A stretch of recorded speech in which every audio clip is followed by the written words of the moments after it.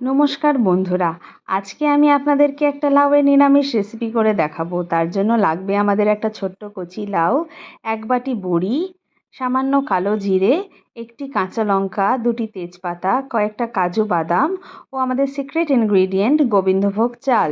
গোবিন্দভোগ চাল ও কাজু বাদামটাকে আমি ভিজিয়ে রাখবো কিছুক্ষণ, তারপরে সেটাকে মিহি করে বেটে নেব।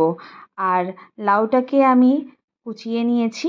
এবারে বন্ধুরা গ্যাসে কড়াইটা বসিয়ে দেব। কড়াইটা গরম হয়ে এলে তাতে সর্ষের তেল দিয়ে দেব। সর্ষের তেলটা গরম হয়ে গেলে তাতে আমি বড়িগুলো ঢেলে লাল করে ভেজে নেব। দেখুন বন্ধুরা, বড়িটা আমার লাল করে ভাজা হয়ে গেছে। আমি আরেকটা পাত্রে বড়িগুলোকে তুলে নেব। তো বন্ধুরা, কড়াইয়ে অনেকটা তেল আছে, এই রান্নায় অত বেশি তেল লাগবে না, তো আমি তেলটা কমিয়ে রেখে দেব।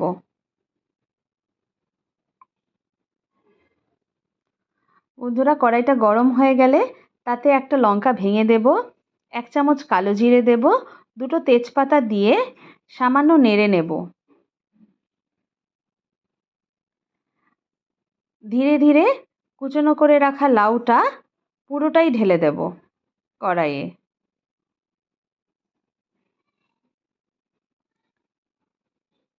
খুন্তি দিয়ে হালকা হাতে নেড়ে নেব।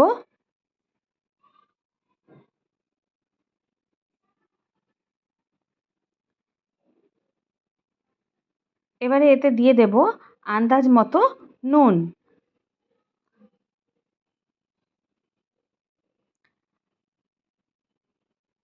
নুন দিয়ে আবারও খুন্তি দিয়ে নেড়ে নেব।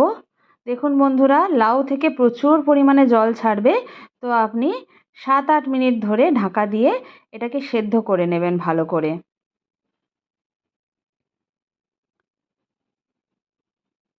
নুনটা আমার ভালো করে মাখানো হয়ে গেছে।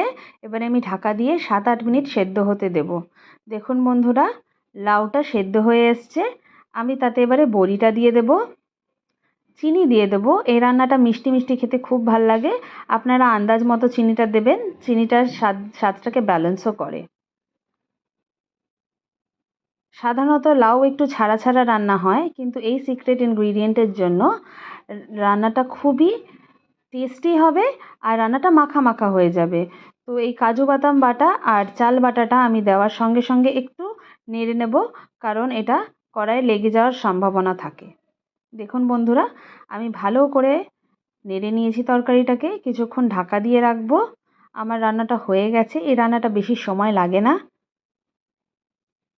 রান্নাটা আমি আরেকবার নেড়ে নেব, আর শেষে ধনেপাতা দিয়ে রান্নাটাকে গার্নিশ করে দেবো।